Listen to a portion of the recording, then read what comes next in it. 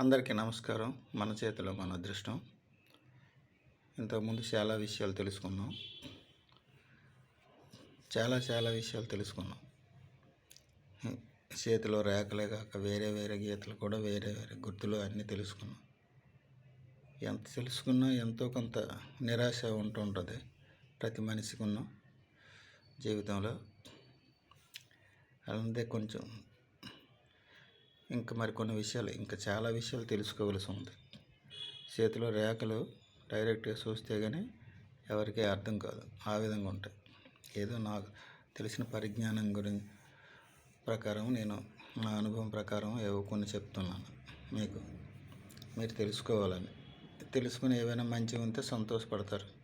చెడు గీతలు ఉన్నట్టుగా ఉంటే ఏవైనా దానికి శాంతులు, అభిషేకాలు, హోమాలు ఇలాంటివి ఏమైనా చేసినట్టుగా ఉంటే అవి కొంచెం మార్పు చెందుతాయి, మారడానికి అవకాశం ఉంటుంది.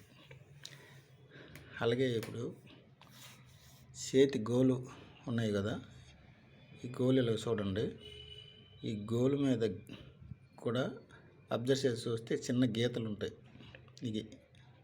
ఈ మీద భాగాల్లో గీతలు ఉంటాయి. ఇవి నిడువుగా ఉన్నాయా, అదే తిన్నగా నిడువుగా ఉన్నాయా, అడ్డుగా ఉన్నాయా అల్టా చూడండి. అడ్డుగా ఉంటే కొంచెం ప్రాబ్లమ్స్. అడ్డు గీతలు ఉండకూడదు. యాక్చువల్గా ఉండకూడదని మనం ఏం చేయలేం, కానీ అడ్డు గీతలు ఉంటే కొంచెం కష్టాలు, కొంచెం బాధలు, ఇబ్బందులు ఉంటాయి. నిడువు గీతలు ఉంటే పర్వాలేదు. ప్రతి గోరు మీదను ఇలాగ నిడువు గీతలు ఉండాలి. ఇలా ఉంటాయి. అడ్డు గీతలు ఉండకూడదు. ఉంటాయి కొంతమందికి, అవి చూసుకోండి. అవి ఎరుపు ఉన్నాయా, నలుపు ఉన్నాయి ప్రాబ్లం అని ఇబ్బందులు, బాధలు, కష్టాలు ఉంటుంటాయి. అనారోగ్యాలు ఇలాంటివి ఉంటాయి. ఎరుపు ఉంటే పర్వాలేదు. అదే గోల్ కూడా చూసి చెప్పవచ్చు అన్నమాట. మన జీవితంలో ఈ గోల్ కూడా చూసి చెప్పవచ్చు. చేతిలో రేఖలే కాక గోళ్ళు కూడా ఉంటాయి. గోల్లో కూడా ఉంటుంది. అందుకే అవి నిడువు గీతలు ఉన్నాయా, అడ్డు గీతలు ఉన్నాయా చూసుకోండి. నిడువు గీతలు ఉంటే మంచిది.